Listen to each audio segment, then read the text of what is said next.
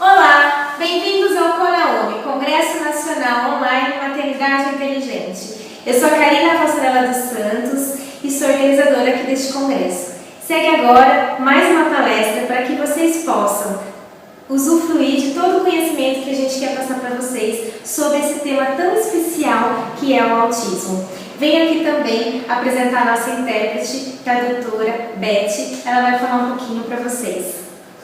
Olá, tudo bem? Seja bem-vindo a todos. Obrigado a todos os participantes, que vocês possam aproveitar, aprender e absorver todo o conhecimento. Eu sou a tradutora e intérprete de Libras aqui nesse congresso para transmitir a comunicação aos surdos, aos DA, para que todos possam ter acesso à inclusão e aprender a ter um bom relacionamento e ajudar a cuidar de seus familiares. É um prazer estar com vocês. Ok, então vamos lá? Então, bem-vindos. Boa palestra para vocês.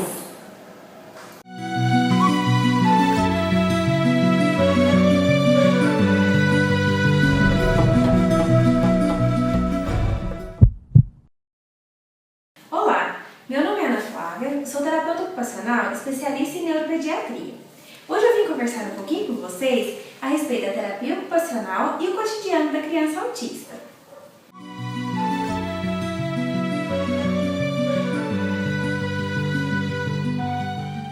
Primeiramente, eu queria falar um pouquinho sobre o que é a terapia ocupacional. Bom, a terapia ocupacional é aquela ciência que vai estar estudando justamente as atividades do cotidiano dos seres humanos. Então, na criança, nós vamos estar dando aquela atenção toda especial para as atividades do dia a dia da criança, certo? E quais são as atividades que a criança tem no seu dia a dia? Nós temos a escola, a criança dorme, a criança brinca, a criança passeia com seus pais, a criança brinca com os irmãos, a criança cuida de si mesmo, ela escova os seus dentes, ela se alimenta, não é mesmo? Então essas são as atividades que têm preenchido o dia a dia das crianças. Algumas crianças precisam também de alguns cuidados especiais. Então, junto com essas atividades, nós encontramos também aquelas atividades terapêuticas, que também ocupam uma certa parte do dia delas. Nós, terapeutas ocupacionais, vamos atuar adaptando ambientes e tarefas para facilitar a vida das crianças que têm alguma dificuldade acima das outras crianças da mesma idade dela, certo? Algumas crianças apresentam dificuldade para executar as suas atividades do dia a dia.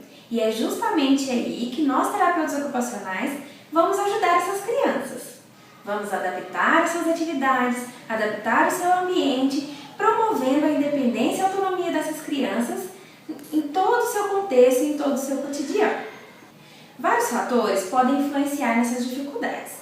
E um desses fatores é a forma como a criança recebe os estímulos do ambiente e processa dentro do seu cérebro para formar um conceito e assim conseguir emitir uma resposta que seja adequada àquele estímulo que ela recebeu. Nos anos 60, uma terapeuta ocupacional chamada Ana Dinhares começou a estudar a forma como as crianças recebiam esse estímulo e respondiam a eles. E foi aí que ela criou a terapia de integração sensorial, fornecendo os estímulos para as crianças, diversos estímulos, de forma que elas pudessem estar processando melhor esses estímulos e adequando as respostas, de forma que elas pudessem executar as suas tarefas do dia a dia de uma forma mais simples, mais fácil, e assim ela conseguisse acompanhar as crianças que estavam à sua volta, que giravam com a idade em torno da própria idade da criança.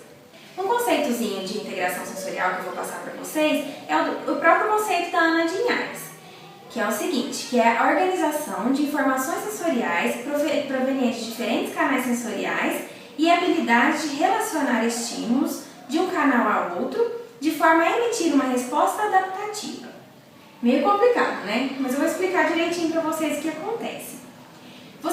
Quando você olha para determinado objeto, você recebe estímulos visuais. Se esse objeto emite algum som, você também recebe estímulos auditivos. E algumas vezes esse objeto pode ter até algum cheiro, não é? Então você vai receber todos esses estímulos de diferentes órgãos dos sentidos e você vai juntar todos esses estímulos lá no seu cérebro. E aí você vai emitir uma resposta. Nessa resposta, você vai estar associando aquele objeto a todas aquelas sensações você pode emitir uma sensação boa, como por exemplo, quando você vê um objeto que você gosta, uma comida que você goste. Ou então você pode ter uma sensação ruim, quando você vê, por exemplo, um saco de lixo aberto, não é mesmo? E assim, algumas crianças não conseguem fazer esse link. E aí que a terapia de integração sensorial vai atuar diretamente. Os órgãos do sentido são vários. A maioria deles vocês já são acostumados no dia a dia a brincar com as crianças, ensinar para as crianças, não é? Que são a audição, visão, olfato, paladar, tato. E eu vou acrescentar mais dois também, que é o sistema vestibular e o proprioceptivo, certo? O sistema vestibular é o que vai nos dar o equilíbrio, que vai saber como que você está se movimentando no espaço, se você está de ponta cabeça, se você está em pé, e é o que vai te sustentar também em pé, certo? Já o sistema proprioceptivo é aquele que nos permite nos localizarmos no espaço. Se você está sentado, se você está em pé, como está a posição dos seus braços, das suas pernas, sem que você precise ficar olhando para você saber. No caso aqui nós temos tratado de crianças autistas. Fala de novo. No caso das crianças autistas, elas apresentam algumas características que representam bem esse desequilíbrio que elas têm entre receber determinado estímulo sensorial, processar e emitir uma resposta, certo? Eu vou citar algumas características que você pode reconhecer tanto na sua criança ou em alguma criança autista que você conhece no seu contexto, certo? A criança autista, ela apresenta uma certa defensividade tátil. Ela tem um pouco de intolerância a certos objetos, a certas texturas. Isso já manifesta já logo nos primeiros anos de vida. Você pode perceber também que quando ela é bebê, ela pode apresentar um chorinho diminuído, uma apatiazinha, ser um pouco aquela criança mais hipotônica, um pouco menos ativa, um pouco menos agitada. Mas ao mesmo tempo, algumas intolerâncias podem ser tão grandes que deixa essa criança tão incomodada que pode acabar deixando com que ela fique um pouco agitada também. Isso também são sinais que você pode estar notando logo nos primeiros anos de vida da criança. Outras questões também que podem envolver a criança autista são os atrasos do desenvolvimento motor, alguns prejuízos na comunicação verbal e na atividade imaginativa, as dificuldades de interação social, um interesse restrito a determinados objetos, a determinadas situações, um distúrbio das respostas dos estímulos sensoriais, e aí já não entra só o estímulo tátil, porque o estímulo tátil costuma ser o estímulo que a gente percebe com maior facilidade a intolerância do autismo. Mas a gente pode observar também uma intolerância sonora, de sons altos, ruídos que vêm de repente, ruídos do liquidificador. Outro fator também que é bem importante na criança autista é a grande intolerância que ela tem em relação à insegurança gravitacional. Você pode ver quando você coloca ela numa altura maior, num sofá mais alto, quando ela ainda é pequenininha, ou no balanço que ela tira os pés do chão. Isso promove um certo desconforto também acima da média, acima daquele medo que a criança tem normalmente de experimentar coisas novas. Para o autista, isso vai ser potencializado. Você pode perceber também que o autista procura muitos estímulos vestibulares. Então, por isso que você pode ver até que uns têm algumas estereotipias de ficarem se balançando, de procurar alguma forma de estar se movimentando. E, ao mesmo tempo, podem ter aqueles também que não toleram o movimento, aqueles que evitam o movimentar-se também. Eles gostam muito de objetos giratórios, então rodinhas de carros, isso vocês devem observar no dia a dia da criança, né, que ela gosta muito de carrinhos de cabeça para baixo para ficar girando, ou o pneu da bicicleta também ao contrário. Isso para elas é bem atrativo também. Elas gostam também de bater no ouvido a mãozinha ou de bater a mão perto do rosto para dar uma sensação também vibratória, que isso também é uma busca que eles têm bastante, essa sensação vibratória. Eles preferem um toque com pressão ao invés de um carinho mais leve. Então você pode perceber que o autista ele não tem muita tolerância para um carinho forte, mas se você o abraça forte, ele apresenta uma tolerância maior. Isso também é uma característica que a gente pode encontrar também. Os autistas eles vão apresentar também uma preferência pelos objetos mais duros, como por exemplo os brinquedos de plástico. ao invés dos brinquedos de pelúcia, as bonecas mais macias. Eles preferem também aqueles brinquedinhos de madeira, são materiais sempre mais rígidos, ou então materiais ásperos com lixa, ou então um tapete que tenha uma textura mais firme também, ao invés de um tapete com plumas. Costumam levar bastante os objetos à boca para poder conhecer, para poder fornecer a sensação também, por precisar de uma sensação maior também. Eles evitam colocar pesos nas mãos e nos pés por uma dificuldade de estereognesia. O que seria a estereognesia? Eles têm a dificuldade de saber como eles vão posicionar as mãos para poder segurar determinado objeto. Eles também costumam emitir, às vezes, alguns sons altos. Justamente por essa dificuldade de modulação, eles vão gostar também de emitir sons altos. Eles gostam de ouvir a voz deles de forma mais alta. Então, justamente por essa dificuldade de receber o estímulo adequado, eles precisam de um estímulo maior para eles poderem reagir. É como se estivéssemos num parque e fôssemos brincar naquele brinquedo, sabe? Que você aperta o martelo e o pino tem que atingir a campainha e tocar. Então, pra gente, às vezes nós damos a martelada e a pedrinha tem que subir um pouco para poder tocar a campainha. Já o autista, não. Ele precisa de dar uma martelada mais forte para o pino ir mais alto e atingir a campainha. Então, é mais ou menos assim que funciona na criança autista. Mas como que a terapia ocupacional vai intervir com todas essas sensações diferentes que o autista apresenta? A primeira delas é oferecendo várias sensações diferentes para esse autista.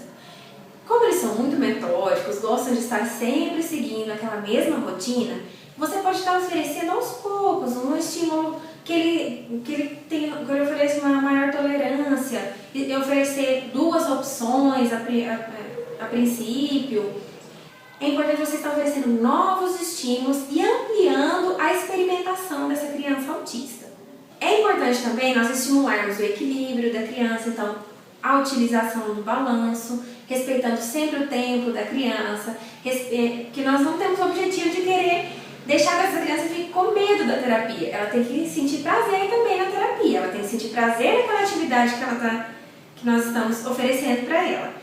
Então é muito importante a gente respeitar também esse tempo da criança. A gente tem que ofertar, mas cada criança tem um tempo, cada criança apresenta pra gente a sua capacidade para aquele momento. Então a gente respeita muito isso. Isso é uma coisa que a gente tem que considerar bastante dentro da terapia. Então nós não podemos soltar a criança dentro de uma sala com 1 milhão de estímulos e simplesmente esperar que ela consiga processar aquilo. Que é justamente isso que a gente quer, que ela aprenda a processar. Mas a gente não pode ofertar um mundo para ela ficar perdida. Não é? Isso vai causar uma frustração muito grande na criança. E a frustração é a nossa inimiga número 1 dentro da terapia. Certo? Então, por isso que nós vamos oferecendo gradativamente esses estímulos.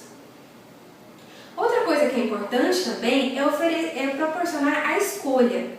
Quando você oferta para a criança mais de uma atividade, ela possibilita esse planejamento, esse pensamento do que ela quer naquele momento. Qual a opção que é melhor para ela naquele momento?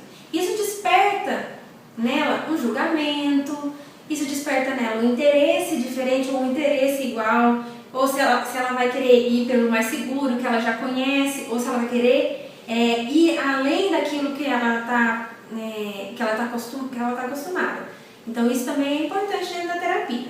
Além disso, o que é importante também é a gente ofertar também algumas atividades que exijam um planejamento motor. Não sei se vocês já viram em alguma sala de terapia que tem uma torre de rapel para a criança subir. Isso exige dela todo o planejamento do uso do corpo, das duas partes, dos dois lados do corpo. Isso exige dela todo um pensamento, a construção de um pensamento de como ela tem que se comportar. Só que aí ela tem que sentir o corpo dela, não é? Ela tem que saber como que o corpo dela está posicionado para ela poder dar o próximo passo para subir um pouco mais na torre de rapel. E isso também é um estímulo que a gente pode dar, que ela vai poder levar para outras atividades do dia a dia dela, que é o planejamento motor. Mas você pode se perguntar, por que a terapia ocupacional preocupa tanto com essa organização sensorial? Bom, Como eu disse lá no início, a terapia ocupacional atua diretamente com a atividade humana, com aquela atividade do dia a dia. Se a criança está desorganizada sensorialmente, se ela não consegue receber os estímulos, como que ela vai conseguir executar uma tarefa que ela precisa de ter respostas adequadas aos estímulos que ela está recebendo, não é mesmo? Então, primeiro a gente trabalha toda essa questão de como ela vai receber, quando ela consegue processar, quando ela consegue entender como ela tem que reagir, aí sim a criança está pronta para poder treinar as atividades do dia a dia. E aí a gente já vai inserir algumas atividades do contexto da criança. Por exemplo, fica difícil para mim chegar com uma atividade de tinta para a criança que é totalmente aversiva à sensação que ela tem quando ela toca numa tinta, não é mesmo? E como que ela vai chegar na escola e fazer um desenho se ela não tem tolerância tátil àquela tinta, não é mesmo? Então nós vamos trabalhar toda a tolerância sensorial dela, toda a tolerância tátil, ela vai regular essa recepção de estímulos e aí, quando ela estiver regulada, ela vai conseguir chegar na escola e desenhar, chegar na escola, pegar no lápis e escrever. Então a gente vai estar alcançando nosso objetivo a longo prazo, que é a execução das atividades. Outra coisa também, talvez, é na alimentação. Às vezes a gente vê que eles têm uma intolerância muito grande para texturas de alimentos. Então, como que a gente vai chegar e querer treinar a alimentação com a criança, sendo que ela é aversiva àquilo? Eu só vou provocar nela muita frustração. Então, a gente vai começar lá do início, oferecendo os estímulos diferentes. Eu vou oferecer para ela, vou dar para ela primeiro brincar com a comida, para ela sentir na mão, para ela poder ter toda aquela sensação. Igual o bebê precisa dessa sensação, a criança que está desregulada sensorialmente, ela também precisa testar aquele estímulo. Quando ela já testou, quando ela já está adaptada àquela situação, quando ela já emitiu respostas adaptativas para aquela situação, nós vamos começar a introduzir a alimentação no contexto da vida dela, para ela poder comer sozinha, para ela poder, a partir do desejo dela, ir lá no prato e pegar um garfo, pegar uma colher, pegar uma faca e poder se alimentar sozinha. E aí, quando ela realiza essa atividade toda sozinha, aí nós alcançamos o nosso objetivo. E assim nós vamos trabalhando com todas as atividades até que a criança tenha plena autonomia e plena independência também nos seus contextos da vida. E assim a criança autista vai estar podendo conviver socialmente. Isso vai ampliando toda a vivência do autista no meio das outras crianças também. Isso vai dar mais segurança para ele estar nos contextos sociais também. Quando ele está seguro daquilo que ele está fazendo, isso ajuda ele também a estar seguro no meio das outras pessoas. Isso vai estar ajudando ele na interação social também. A criança que não apresenta uma dificuldade maior, uma dificuldade que possa afetar o cotidiano dela, a gente vê que os pais às vezes deixam passar despercebido. Porque o desenvolvimento infantil ele é tão bonito, ele é tão rico, tão grande, que às vezes os pais deixam passar desapercebido. Os pais não dão a atenção que merece o desenvolvimento. E às vezes até as crianças que têm um desenvolvimento típico, elas acabam apresentando no futuro algumas coisas que ficaram para trás justamente porque os pais deixam passar isso como sendo tudo muito normal, como sendo tudo, isso acontece com todas as crianças. E aí é justamente nisso que a gente vê a importância da mãe da criança autista. A importância que ela tem de enxergar isso, de ver o que está incomodando o filho dela, o que pode estar incomodando o filho dela no contexto escolar, dentro de casa, porque às vezes algumas mães podem não perceber e às vezes a criança cresce com isso sem que nenhum adulto em volta veja. Então isso é um papel muito importante da mãe autista, da criança autista. Bom, mas aí vocês me perguntam, toda criança autista precisa de um terapeuta ocupacional? Bom, a maioria das crianças autistas apresentam uma dificuldade no processamento sensorial, que pode ser temporário ou pode durar por um período maior.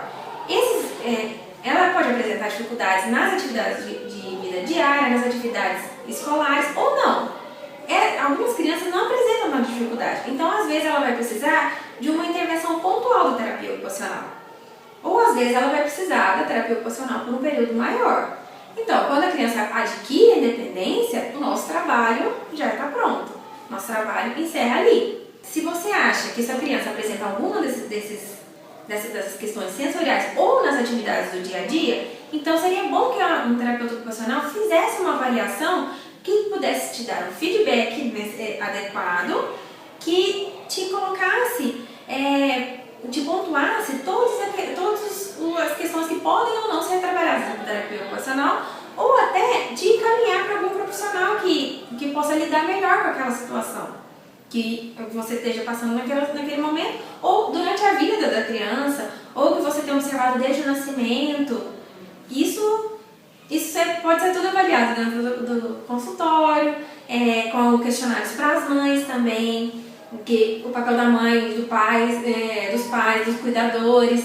Isso é muito importante para a gente, para estar dando para a gente um contexto fora do consultório, porque no consultório nós vamos avaliar como a criança está comportando naquele momento. A gente vê a criança ao vivo lá, a gente vai ver como a criança está comportando naquele ambiente, num ambiente que não é o ambiente da criança. Então nós precisamos também fazer uma entrevista com aqueles que estão mais próximos da criança, seja os professores, a parceria com a escola é muito importante nesses momentos de avaliação, com os pais, com uma babá, que porventura vem ajudar também, com todas as pessoas que envolvam o contexto da criança, com os irmãos, que eu acho muito importante também falar com os irmãos sobre as brincadeiras, sobre como a criança lida com a relação. Isso também, tudo a gente pode estar trabalhando dentro do contexto da terapia ocupacional. E para aquelas crianças que não têm um diagnóstico, ou aquelas crianças que têm um desenvolvimento típico, daquelas mães que eu falei que às vezes deixam passar batido o desenvolvimento da criança e às vezes não percebem alguma modificação. Talvez nas escolas a criança pode estar apresentando alguma dificuldade de aprendizagem. Nisso a gente pode estar contribuindo também, porque às vezes é uma questão motora, às vezes é uma questão sensorial que vai estar influenciando de uma forma que a criança não vai estar conseguindo aprender dentro da sala de aula. A criança com TDAH, por exemplo, também. Toda essa agitação dela vem toda também de uma dificuldade de processar toda essa informação sensorial que ela recebe também. E isso também a gente pode estar intervindo. Ou simplesmente uma criança que tem uma questão motora que às vezes a gente deixa passar tão batido que a gente não dá importância para aquilo. E vai vir lá na vida adulta e vai interferir em coisas importantes. Então, se você percebe alguma alteraçãozinha no desenvolvimento da criança, que você acha assim, o meu filho não consegue fazer isso que as outras crianças da idade dele conseguem fazer. Então, isso pode ser trazido para dentro do consultório da terapia ocupacional, para a gente poder trabalhar, para a gente poder avaliar a criança, para a gente poder ver o que pode estar interferindo nessas questões. Então, principalmente, dificuldades de aprendizagem, com o TDAH, com as crianças que têm alguma questão neurológica, ou as crianças que não têm uma questão neurológica aparente, uma questão... durante o meu mestrado, eu estudei o transtorno de desenvolvimento de coordenação, que é um transtorno assim, que tem tido pouca atenção entre os pais. E dentro do meu mestrado eu descobri que várias crianças têm dificuldades motoras que são tão pequenas, mas que acabam interferindo na vida delas do dia a dia. Então, assim, uma dificuldade motora vai prejudicar, por exemplo, para a criança amarrar um cadarço. Então, isso é uma coisa que a gente tem que atentar. A questão de andar de bicicleta. Às vezes, pra gente é uma coisa tão normal uma criança ter dificuldade de andar de bicicleta, e às vezes pode não ser tão normal assim. Às vezes ela pode estar justamente com a questão do sistema vestibular um pouco desregular, esse processamento do estímulo vestibular. Então, às vezes é bom trabalhar e às vezes ela consegue fazer a atividade que ela não estava conseguindo, e isso vai diminuir a frustração. Porque às vezes essas crianças, sabe aquela criança gordinha que corre mais devagar na escola, aquela criança que não consegue jogar vôlei com as outras crianças, aquela criança que não consegue jogar futebol com as outras crianças, às vezes é uma questão pequena, sabe, assim, motora, que pode ser trabalhada dentro de uma terapia pontual, e isso melhorar muito a criança, ela poder estar inserida no contexto. Então, isso são tudo aquilo que vai interferir nas atividades do dia a dia da criança. A terapia ocupacional pode estar ajudando sim. Então, isso é em todos os contextos, pode ser até no brincar. Ah, minha criança não consegue identificar as cores. Então, pode ter alguma coisa aí, né? Ou pode ser tanto assim, a criança talvez pode estar tendo alguma dificuldade de identificar a cor, não só por uma questão cognitiva, às vezes ela tem algum problema na visão que ela não consegue, talvez isso a gente pode também estar ajudando a identificar dentro do nosso consultório. Talvez a criança possa apresentar uma dificuldade muito simples, que às vezes muitas crianças têm, que acabam prejudicando várias atividades para frente, até na escrita, é o refinamento do movimento. Às vezes algumas crianças não conseguem colocar um grão de feijão dentro de uma garrafa PET. E isso pode prejudicar várias coisas para frente que a gente às vezes não percebe. E isso também a gente pode identificar aqui dentro da terapia ocupacional, ajudar e promover o melhor desempenho da criança. E isso diminui bastante a frustração, diminui bastante a intolerância da criança a realizar determinadas atividades. Bom, gostaria de agradecer a oportunidade de estar aqui falando para vocês agora. Agradeço a atenção de cada um de vocês que está aí em casa assistindo a gente. E, bom, meu e-mail, meu contato está aí na tela para vocês. Meu consultório fica aqui em Campinas, caso alguém queira me procurar para poder tirar alguma dúvida, para a gente poder conversar ou procurar alguma avaliação para sua criança, eu estou à disposição em qualquer um desses contatos aí que está fornecido para vocês.